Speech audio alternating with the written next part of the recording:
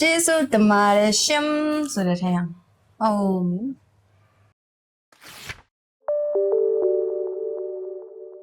โอเคဒီနေ့ကတော့ဒါကျွန်တော်မြို့သမီးရဲ့သူဝတာတို့ထိုး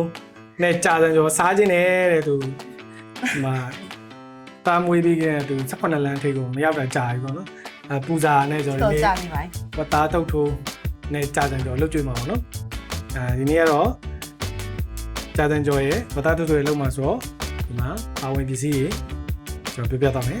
အခုဒါကတော့ဒါဝက်ဥစဆေးမှာပေါ့နော်ဝက်ဥကတော့အတွင်းသားဖြစ်တဲ့အတွက်ဒီဥစ္စာတေချာစီးရတယ်မဟုတ်ရင်တအားနှံတယ်ပေါ့နော်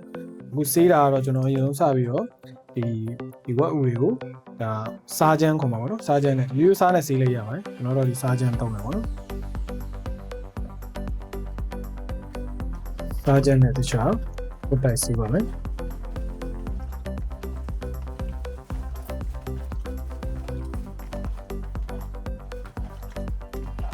ဒါကတော့ဒါရိုးရိုးဒါအပြင်ပထမအပြင်ဟိုပေါ့နော်ဒါဒီချက်ပြီးသွားလို့ရှိရင်ကျွန်တော်တို့ဒီအတွင်းအူလှန်ရမှာပေါ့နော်ဒီဥကတော့ဒါလောလောဆယ်ဒါရောထားတာပေါ့နော်ဒါကတော့ကျွန်တော်တို့ဒါဥဘိတ်ခေါ်မှာပေါ့နော်ဥဘိတ်ထက်တဲ့ဥဘိတ်ပေါ့နော်ဒီဘက်ကတော့ဒါဥကြစီခေါ်မှာမသိဒါရိုးရိုးဥပေါ့နော်ဥကဈေးထဲမှာတိတ်များများမရတော့ဒါတလောက်ပဲဟိုလာလိုက်တာပေါ့နော်အမှန်ကတော့ဥကတော့ဒီဥဘိတ်ကတော့တေချာစီးပြီးတော့အဲ့လိုထက်လေးထက်ပြီးတော့စားရင်ဝတာတုတ်ထိုးထဲမှာအရင်စားလို့ကောင်းတယ်နော်ဥဘိတ်က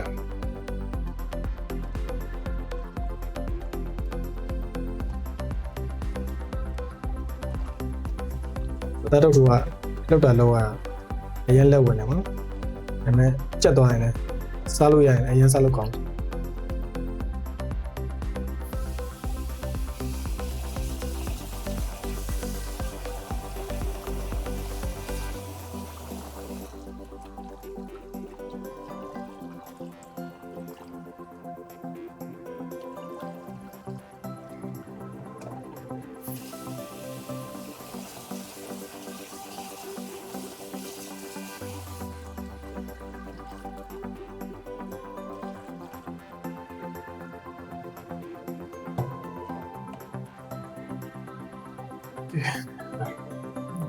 这个表面来了。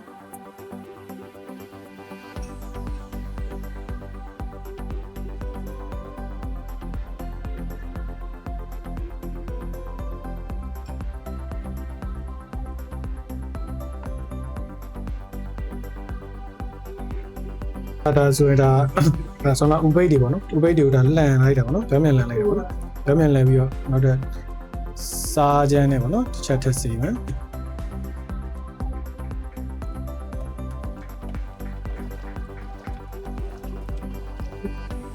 ဒီစားချမ်းနဲ့စေချမ်းအပြင်ဒီအညစ်အကြေးတွေပိုးမွားတွေပေါ့နော်အဲ့ဒါတွေပေါ့နောက်တစ်ခုကဒီအရည်ချွဲတွေပေါ့နော်အဲ့ဒါကြီးပြောက်သွားတယ်နော်ဒီစားတစ်ချက်တည်းနဲ့လည်းမရသေးပါဘူးပြီးရင်ထပ်လို့သေးရပါတော့နောက်တစ်ခုအရေးကြီးတာဒီဥကိုပြောင်းပြန်လာလဲလို့ရှိရင်အထဲထဲမှာအစီလေးရှိရပါတော့အဲ့အစီတွေကိုတက်နိုင်တယ်များပါတော့ဖိတ်ထုတ်ပြီးပါတော့အဲဆိုလို့ရှိရင်ဒီအနှမ်းသက်တွေပေါ့နော်မနန်နဲ့အနှမ်းသက်တွေကတက်တာသွားရပါတော့ဥကတော့နည်းနည်းအချိန်ပေးရတယ်ပေါ့နော်တေချာလောက်ရတယ်မဟုတ်ရင်ဟိုကနန်းအရင်နန်းပေါ့နော်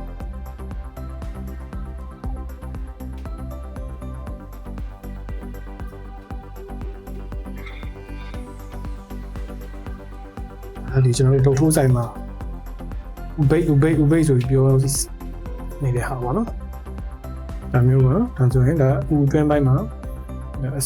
ရည်ချွဲစီညစ်ကြေးမရှိသလောက်ဖြစ်သွားပြီပေါ့နော်ဒါမျိုးလေးလုပ်ပြရမှာပေါ့နော်ရဲလက်ဝင်တယ်ပေါ့နော်လောကဒါဆိုဒါဖိတ်ထုတ်လိုက်တဲ့ညစ်ကြေးတွေပေါ့နော်ရည်ချွဲโอเคဒါတော့ဒါဆိုတော့ဥအတွင်းပိုင်းအပြင်ပိုင်းကိုဒါစားချမ်းနဲ့ဆေးပြီးသားပေါ့နော်အဲ့ဒါကိုအခုဒါဥအတွင်းပိုင်းပေါ့နော်လန်ထားတဲ့အတွင်းပိုင်းကိုကြီးရည်လေးပေါ့နော်ကြီးရည်လေးနဲ့တက်စီပါမယ်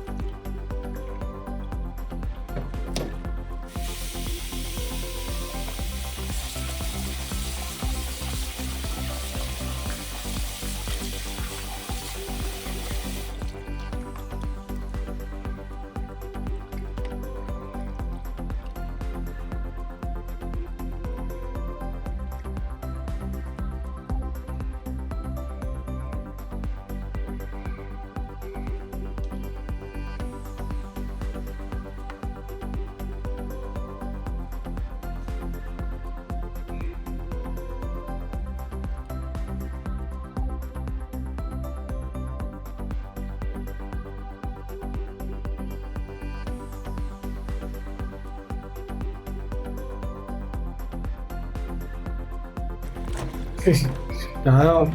ဒါမကြီးနေစားရည်နဲ့ဒါဆေးပြီးတော့နှစ်ဆက်ဆေးပြီးသားပေါ့နော်ဒါအတွင်းမှာပြင်ခုတော့ဒါကျွန်တော်တို့ဒါနောက်ဆုံးဆန်မုံပေါ့နော်ဆန်မုံမွေးဆန်မုံ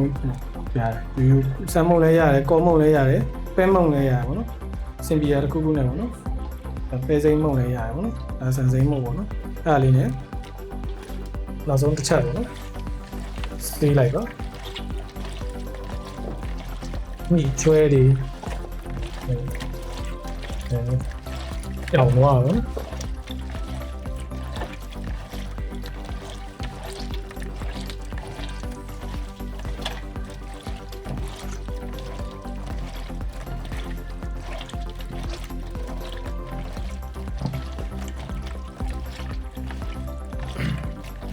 ဖြစ်ရဒီဝတာဒီဝတ်အတွင်းကလေးစားပေါ့နော်ကလေးစားရေးဆေးတဲ့ခါကျရင်တက်နိုင်တယ်ပေါ့နော်ရှာလကာကြီးတွေတိတ်မတုံးနိုင်ဘူးနော်ဒီကြတော့နည်းရှာလကာကြီးကျတော့နည်းနည်းနန်းတက်ပြီးပြည်တာနေနေလို့ပေါ့နော်ဒီဥလေးတွေနုနုလေးတွေကျတော့ပြေးသွားတာပေါ့နော်အဲ့ဒါလေးတစ်ခုရှိတယ်နော်ရှာလကာကြီးတက်နိုင်နေတဲ့တုံးတဲ့ရှောင်းပေါ့နော်ပဲမုံတို့ကော်မုံနော်ကြီးမဲ့ရေတို့စားတို့ပေါ့နော်စားကြမ်းပေါ့အဲ့ဒါမျိုးတွေစင်ရပါတယ်ဒီနှစ်ဖက်ဟိုဘက်ဒီဘက်လန်ပြီးတော့ပေါ့နော်အတွင်းပိုင်းတွေလည်းအဲ့လိုမျိုးနှစ်ဖက်သုံးတက်လောက်ပေါ့နော်နည်းနည်းတော့လက်ဝင်နေအချိန်လေးပေးရတယ်ပေါ့နော်ကျွန်တော်တော့ဒါအခုဒါဥဆေးရကြီးလည်းမကြောက်ဘူးဆိုတော့တနားကြီးကြော်ကြပြီပေါ့နော်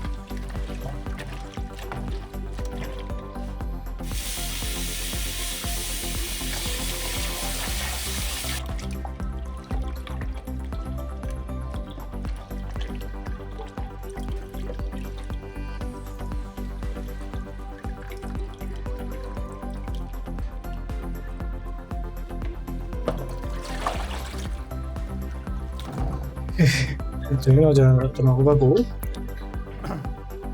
ဥပိတ်တွေကိုဖက်ပြန်လာတော့မှာပေါ့နော်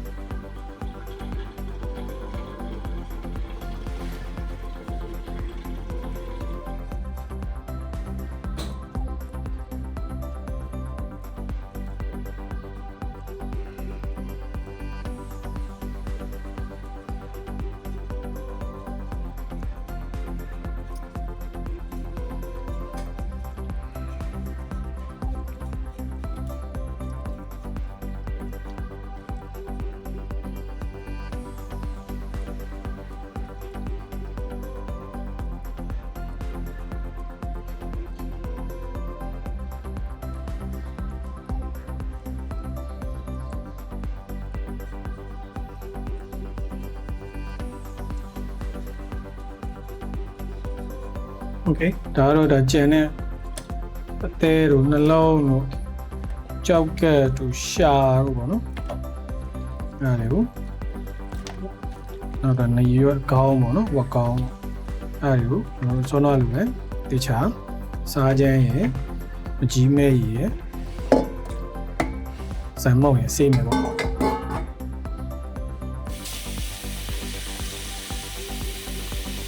အားကြလို့ရှိရင်ဒီနေရွက်ကလေလူအမွေးလေးတွေပါတတ်တယ်ပေါ့နော်အဲ့ဒါလေးကတော့တခြားမီးမြိုက်တာပဲဖြစ်ဖြစ်အဲ့လိုတခြား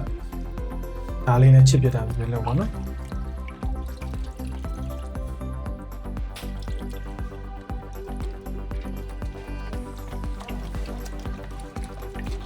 ချင်းလေးဖြစ်စေပါမယ်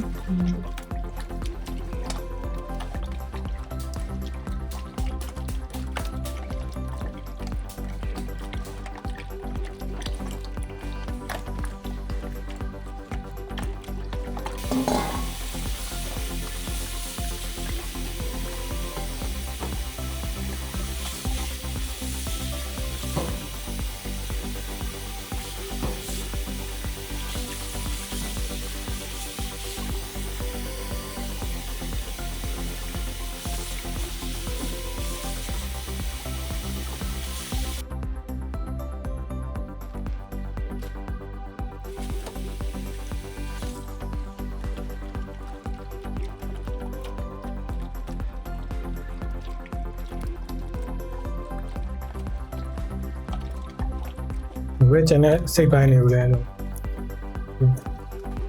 စမ်းမောင်းရင်းနဲ့ပေါ့နော်စီကြောပေးလိုက်ညီချွဲပြောက်သွားတော့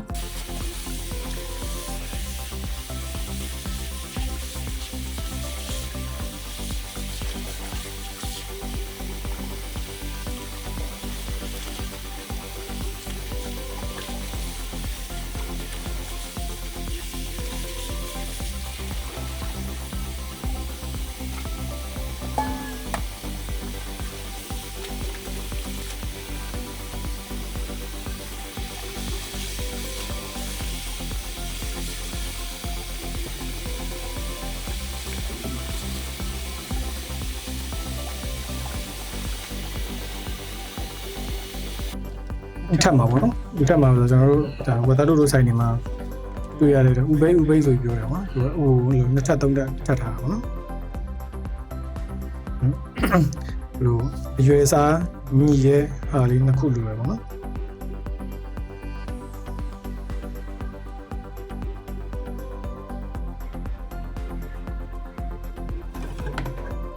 ဒီဟာလေးရှာလိုက်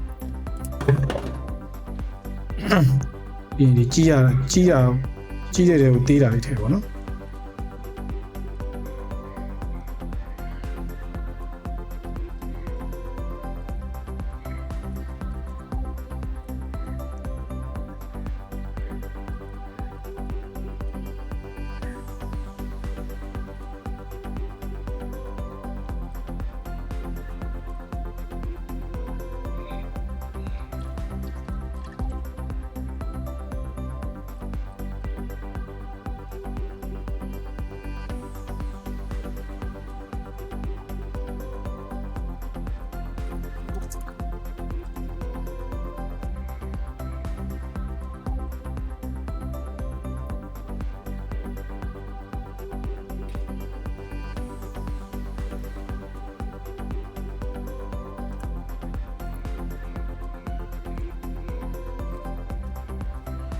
ဥထတာတော့လူနှစ်ထပ်သုံးထပ်ထပ်နိုင်လीပို့ပြီးတော့လှတယ်ပေါ့နော်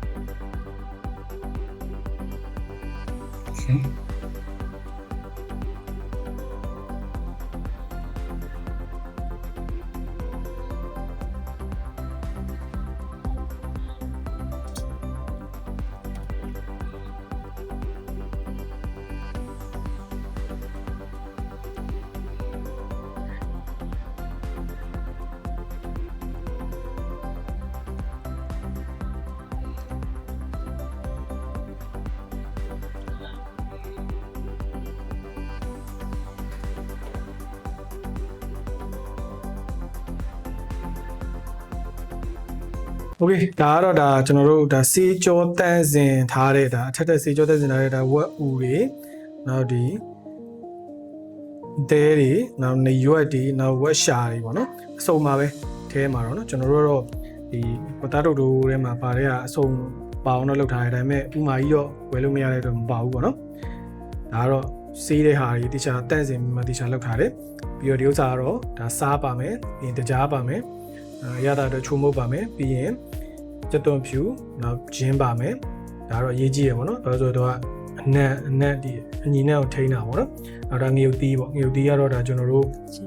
ချင်းဖြော်တဲ့နေရာမှာသုံးမယ်နောက်ဒီဥစ္စာကတော့ဒါမကြီးမဲ့ကြီးပေါ့နော်မကြီးမဲ့ကြီးလည်းဒါချင်းဖြော်တဲ့နေရာမှာသုံးမယ်နောက်ဒီပလင်းတွေပေါ့နော်ဒီပလင်းတွေဒါတော့အခု line ပေါ်မှာနာမည်ကြီးနေဟိုပေါ့နော်ကြာညို့နဲ့ဒါပဲငယ်မြားကြီးအနောက်ပေါ့နော်အဲ့ဒါပဲငယ်မြားကြီးနောက်ဒါပဲငယ်မြားကြီးကြီးနောက်ဒါကျွန်တော်တို့ဒါငရုတ်စီနောက်တော့ဒါကတော့ငံပြားကြီးပေါ့နော်ဒါတော့တစ်ညက်ပါโอเคဒါပါဒါတော့နည်းနည်းဝတ်သားတို့လိုတဲ့ဆံမှာမပါမဖြစ်ပေါ့နော်ဒါနည်းနည်းပွင့်နေတိကျပိုးခေါက်ပေါ့နော်ဝေတာစီပါဝေတာလေးကတော့ဒါတရုတ်မဆလာလို့ပြောရမှာပေါ့နော်ဟိုမုံဒီမုံရောပြီးတော့ထောင်းထားရတာပေါ့နော်ဒါကတော့โอเคဒီဥစ္စာကတော့ဒါကြာစံကြော်ဖို့အတွက်ဂေါ်ဘီနဲ့ဒါမော်လာဦးနီပေါ့နော်ခါကျဲဦးပေါ့နော်โอเคဒါကတော့ဒါကျွန်တော်ဆုံးတော့ဒါရှင်တွေတည်ထားတာပေါ့နော်ရှင်တွေဘာလို့တည်ထားလဲပြောရင်တော့ဒီဥစ္စာကတော့ကျွန်တော်တို့ဒါဝတ်သားတုတ်ထိုးကျွန်တော်စပြီးမချက်ခင်မှာဒီဝတ်သားတွေကဒါအတွင်းကလီစာတွေဆိုတော့ဒါတေချာစီကြောတန့်စင်ထားတယ်ဆိုပြီးမြဲအထက်ထက်လောက်ထားတယ်ဆိုပြီးမြဲလို့ကျွန်တော်တို့ဒါရင်နွေးလေးဖြောပေးမယ်ပေါ့နော်ရင်နွေးဖြောပြီးဒီရှာတွေပါလေဆိုတာရင်နွေးဖြောပြီးမှကျွန်တော်တို့ဒီရှာရဲ့ဒီပေါ်ကဒီ ရှာအကျန်းပေါ့နော်အဲ့ဒီဟာတွေလည်းကျွန်တော်တို့ချစ်ထုတ်ပြန်ပါပေါ့နော်အဲ့တော့ကျွန်တော်တို့ဥစားလေးတွေကျွန်တော်ရင်မေးဖြောပါမယ်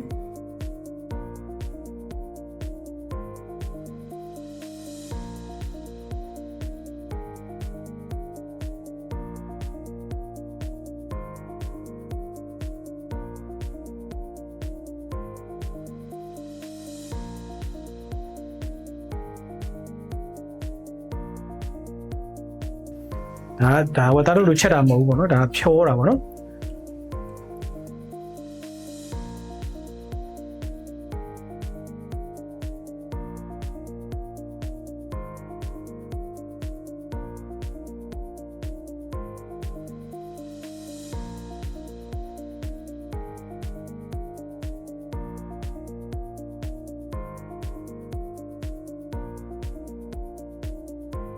โอเคဒါပြီးတော့ဒါခဏလောက်အေးခံတာပါမယ်ခွာစရာရှိတာကရှာပဲရှိတယ်ဒါလေးပြပါလားဒါရာရီကဒါတိချာလေးပြောင်းအောင်လို့ပေါ့နော်တိချာချစ်ထုတ်ပြီးရဘာလို့ဆိုရှာဖြစ်တဲ့အတွက်ဒါပုံစားတာဆိုတော့နော်သူကဒီမှာအညစ်အကြေးတွေကတ်နေနိုင်တယ်ပေါ့နော်ကျွန်တော်ဘယ်လောက်ပဲတန်ရှင်းလို့ဒီအပေါ်လွာတလွာပေါ့နော်အဲ့ဒီအောင်တခြားပြောင်းလို့ကိုယ်မှာကိုလှုပ်ရှားတာဆိုတော့တခြားတန်ရရလေးလှုပ်ရှားပေါ့နော်အဲ့တုတ်လေးကိုဖြစ်အောင်ပါနော်အဲ့ဒါပဲကြကြဝမဲအဲ့ဒီထဲပါပဲနေလိုက်ပါနော်မောင်းနေနေနေဟာဖြတ်လိုက်ပါအောင်ညလိုက်အောင်ညနေပဲဒီမှာပဲ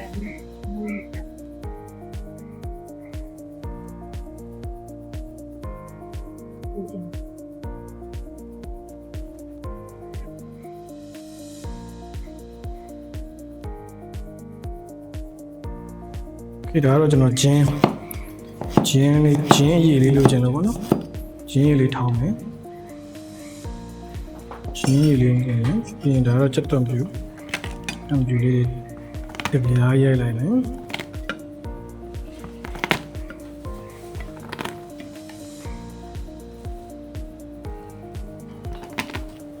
အဲ့ဒီရောကျွန်တော်တို့ဒီငရုတ်စုံထဲမှာထည့်ထောင်းလိုက်မယ်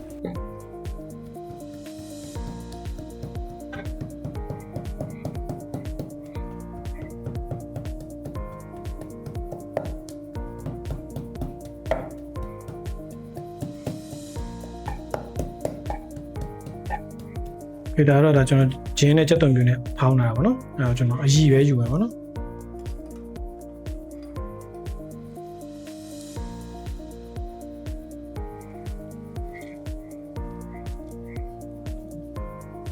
ဒီထည့်ပြီးပါရင်ကျွန်တော်ဗာထည့်မယ်ဆိုရင်စားထည့်ပါမယ်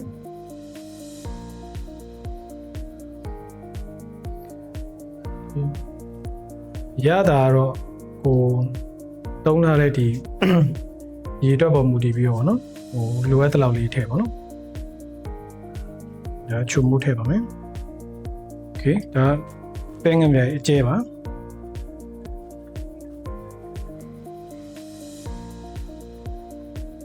ပဲငမြအနောက်ဖြစ်ပါတယ်ဒီကဒီဝတ်သားတို့အရောင်လေးလှဖို့အတွက်သုံးတာပါနော်โอเคအဲဒီဥစ္စာလေးကိုခဏလောက်နိုင်ဝက်တနိုင်လောက်နှက်ထားပါတော့နှက်ထားတဲ့အချိန်မှာကျွန်တော်တို့အခုကြာစံကြော်မှာပါနော်โอเคဒါကြာစံကြော်အတွက်ဟိုလောက်တော့မလောင်းနီလေးနေကြပါ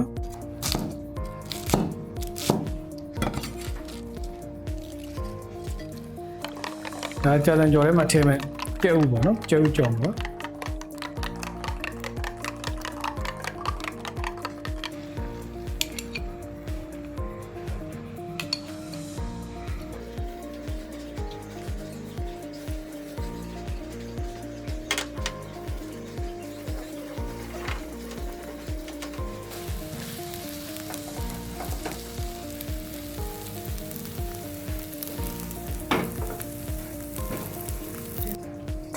ဒီလိုလေးတင်တယ်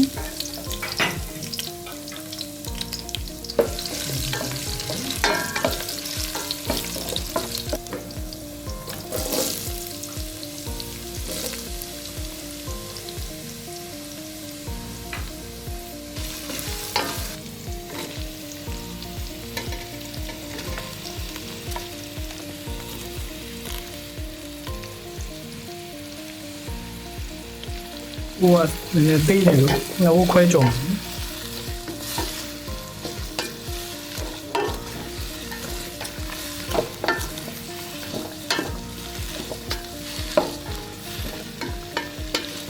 တယ်အနောက်ထည့်ပါနော်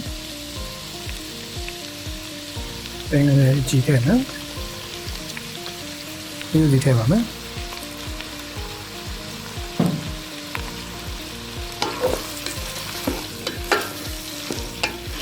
ဒီလိုလေးနဲ့ချက်တော့အောင်ရေလေးထည့်လိုက်ပါမယ်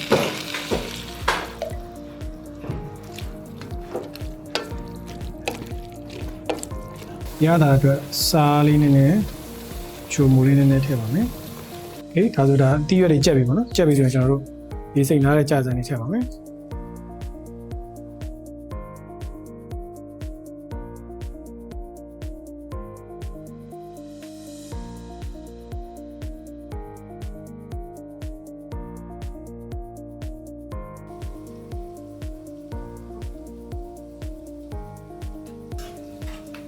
ကြာစံလေးကြက်ပြီဆိုတော့ကျွန်တော်တို့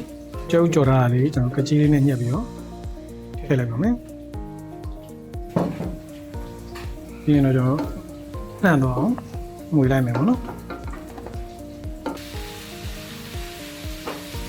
โอเคခုဆိုရင်တော့ဒါကျွန်တော်တို့ဒါဝက်သားကိုစောနဒီကလီစာတွေနဲ့ဒါကျွန်တော်တို့ရတာ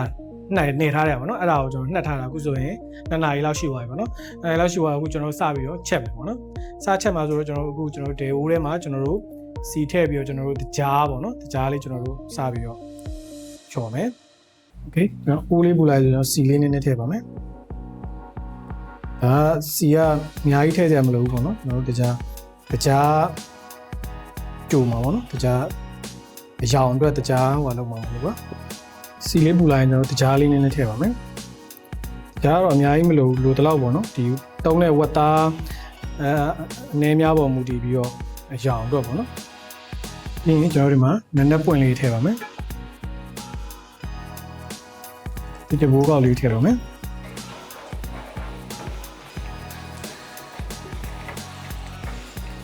ဒီကျွန်တော်ဒီမှာဆွမ်းတော့နှက်ထားတဲ့ဒီကလီစာလေးတစ်ခုချင်းစီပေါ့နော်တစ်ခုချင်းစီဒါလေးဆိုပဲလေးတွေပေါ့နော်ဒီချင်းစီကျွန်တော်ကြော်တယ်လို့လေးပေါ့နော်ဒီဘတာတို့လောက်တာတချို့တယောက်နဲ့တယောက်လောက်တာတော့မတူကြဘူးပေါ့နော်တချို့ဆိုင်ညီမှာဆိုလို့ရှိရင်လည်းဆိုင်ညီမှာလောက်တဲ့ညီကတစ်မျိုးပေါ့နော်အဲဒါတိုင်းကျွန်တော်တို့ live မှာဒီvlogger တွေဆိုလို့ရှိရင်လည်း vlogger တွေလောက်တဲ့ပုံစံတစ်မျိုးပေါ့နော်ဒါကတော့ကိုကြိုက်တဲ့ပုံစံကိုအတွက်တင့်တော်တဲ့ပုံစံတွေလောက်စားကြတာပေါ့နော်ကျွန်တော်တို့ကဒါအိမ်မှာကိုယ့်ကိုလောက်စားတာဖြစ်တဲ့အတွက်ဒေတာလေးပေါ့နော်ဟို share ပုံစံမျိုးလောက်စားတာပေါ့နော်โอเคခုဆိုဒါပထမထည့်ထားတဲ့ဒီအသေးလေးကြောက်ကက်တွေနောက်ဒီစုပ်တွေနောက်နေရွက်တွေပေါ့နော်ဒီဥစ္စာလေးကျွန်တော်ချက်မဲ့ပိုးကြီးတယ်ပေါ့နော်ပိုးတယ်အခုဒီဘက်ပိုးပေါ့နော်ဒီအိုးကဒါကျွန်တော်ဝက်ရိုးပေါ့နော်ရိုးလေးနည်းနည်းနဲ့ကျန်တဲ့ဟာလေးရိုးလေးနည်းနည်းကျန်တာလေးနဲ့ကျွန်တော်ပြုတ်ထားတာပေါ့နော်အဲ့ဒီရိုးလေးကိုကျွန်တော်ရွှေ့မယ်ပေါ့နော်ဘာလို့ဒီထဲကိုကျွန်တော်ဥလေးပေါ့နော်ဥလေးထည့်ပြီးတော့နည်းနည်းအခုလိုမျိုးလေးဒီဓာတ်ရည်လေးနဲ့လှန်ပေးမှာမဟုတ်ဘူးပေါ့နော်โอเคဒီရိုးလေးကိုကျွန်တော်ကိုကျန်တဲ့ဥလေးပေါ့နော်ဒီပဲရည်ဥကြစီခုံလားပါခုံလဲတော့မသိဘူးဥတော့ဥပဲပေါ့နော်အဲဒီကျန်တဲ့ဟာလေးထည့်လိုက်ပါမယ်အဲဆိုဒီလောက်နေထားဆိုကျွန်တော်တို့ဒီဘက်ကဥလေးကိုရွှေ့လိုက်ပါမယ်ဒါတော့ကျွန်တော်တို့ဒီမှာဆွမ်းဒီတကြားရည်တွေပေါ့နော်အဲ့ဒါတွေကကျွန်တော်ခါထည့်ပါမယ်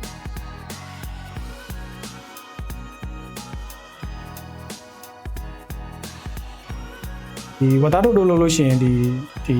အတွင်းကလေးစားတွေကတစ်ခုနဲ့တစ်ခုချက်တဲ့အချိန်မတူဘူးပေါ့နော်ဒီဘက်ကကျတော့တချို့ဟာလေးတွေကျတော့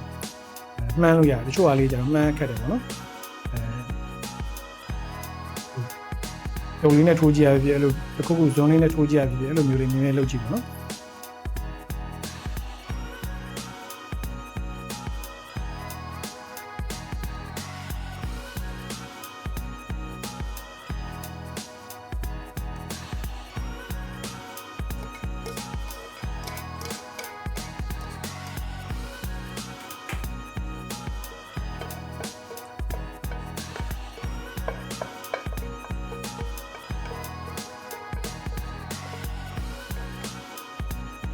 ဒီတီလေးကျွန်တော်တို့ပွားအောင်ခဏဖုန်းလေးနည်းနည်းလေးဖုံးပြီးတော့ပြထားမယ်ပေါ့နော်ကဲအခုဆိုရင်ကျွန်တော်တို့ဒါအချင်းစဖြော်မယ်ပေါ့နော်အချင်းဟိုဝသားပြုတ်ထားတော့မှကျွန်တော်တို့ချင်းဖြော်မယ်အချင်းဖြော်ဖို့အတွက်ကျွန်တော်လိုရတဲ့ချက်သွန်နီမြုပ်သီးစိမ်းကိုကျွန်တော်ကြိတ်မယ်ပေါ့နော်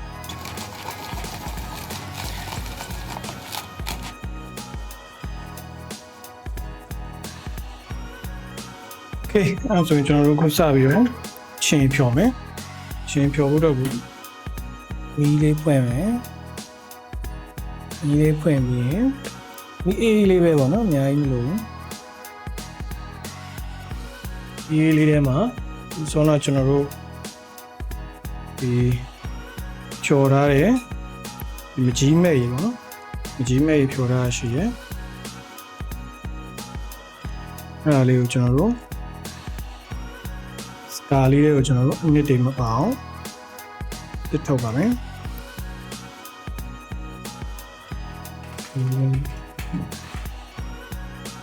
ဘာလို့မီးပူပေးပြီးတော့ချင်းဖြော်လဲဆိုတော့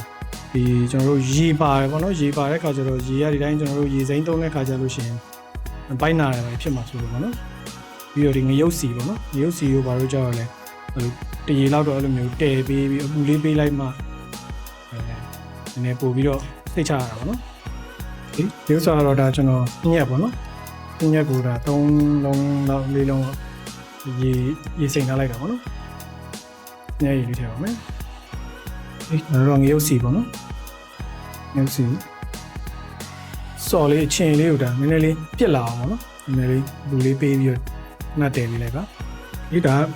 ငရုတ်သီးနဲ့ချက်သွင်းပြီးချိန်ထားရပါပေါ့နော်အဲဒီခါထည့်လိုက်ပါမယ်ရတာအတွက်စားလေးထည့်ပါမယ်ချုံမုံလေးထည့်ပါမယ်ဒါဆိုတာတချို့အားလေးတွေဒါကြက်ပြီပေါ့နော်ကြက်တဲ့ဟာလေးကျွန်တော်တို့စဆယ်ထားမယ်ပေါ့နော်ဒါဆိုရင်ဒါကြက်လောက်ပြီဖြစ်တဲ့ဒီကျွန်တော်တို့ဦးလေးပေါ့နော်ဦးကဝယ်ကလေးကတေးတာဆိုတော့ဟိုက3တက်ထပ်ထားပြီမယ်တေးလေးပဲရတယ်နော်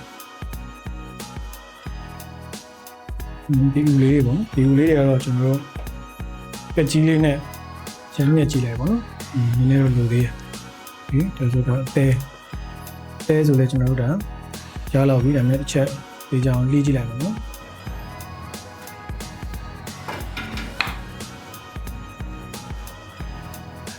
ဒီခုလိုရင်ဒါ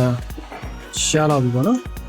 ရှားလောက်ပြီဆိုတော့အနံလေးကလည်းမှုေးနေပေါ့နော်မှုေးနေဆိုတော့အရသာလေးတစ်ချက်လောက်ရင်မြည်ကြည့်ရတော်တော်ကောင်းတယ်ဖေးရပြောစရာမလိုရှယ်ပဲနော်ဝိနေရပဲဒီရတော့မိုက်ဒီမိုက်တာတော့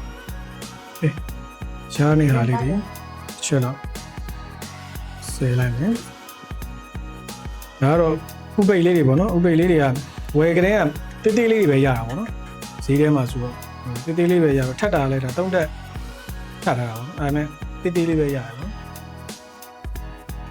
တယ်ပါ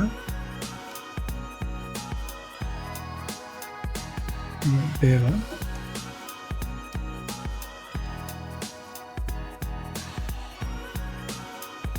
တယ်ပါ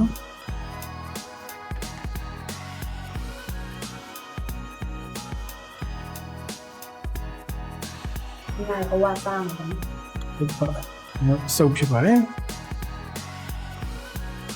စုပ်တွေ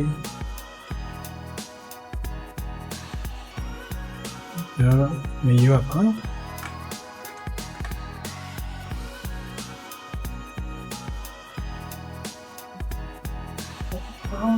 ဒါတော့ခေါင်းသားဖြစ်ပါတယ်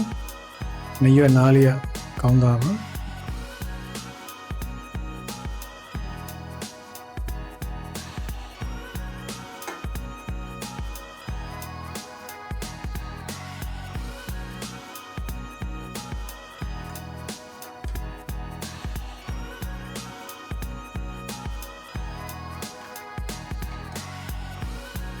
ဒါတော့ရှာပါ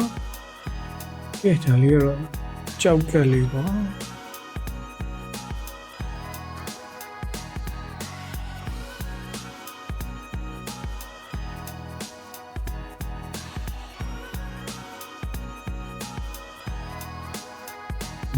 လေးဖြစ်တယ် ပေးရမယ် ရွရွလာ ပေး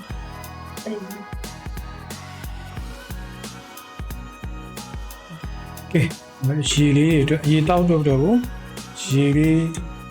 နေရောပြီးတော့တက်တယ်လာလိုက်ပါနော်ခုဆိုရင်တော့သားတို့စာပြီးရောင်းမှာတော့မခင်ဗျာကဲဒါတုတ်ထိုးမယ် ဟောတော့ကြာမှာပါအဲ့ဒါထပ်ပါလိုက်တော့မနော် ထိုးမယ်ဆိုရှာလေးပါနော်ကဲကိုကအိမ်မှာစားတာဆိုတော့ကိုလိုချင်တဲ့စိုက်ပဲပေါ့နော်ကြီးကြီးလေးပဲ စင်ပြေနော် okay good okay ရှေ့ တဲလေးလီလိုက်တဲလေး ပဲလေးစားမယ်ပဲလေးကျေးဇူးတင်ပါတယ်ရှင်ဆိုတဲ့ထိုင်အောင်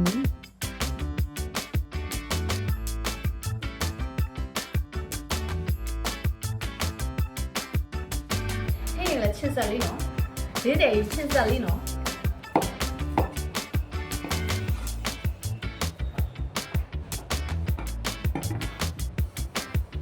โอเคဒီနေ့ကတော့ဒါကျွန်တော်မျိုးသမီးစားခြင်းနဲ့ပြောလို့ဝတ်သားတုတ်ထိုးနဲ့ကြာစံကျော်လုပ်ကြရပါတော့ဝတ်သားတုတ်ထိုးကတော့သူ18လမ်းသွားတာကြာပြီဆိုတော့လုပ်ကြရပါတော့ဒါအိမ်လုံးဝတ်သားတုတ်ထိုးပါတော့ မို့လို့ရဲ့ Kepe Kitchen Channel လေးကို like follow လုပ်ပြီးတော့ YouTube channel ကိုလည်း subscribe လုပ်ပြီးတော့ကြပါဦးခင်ဗျာ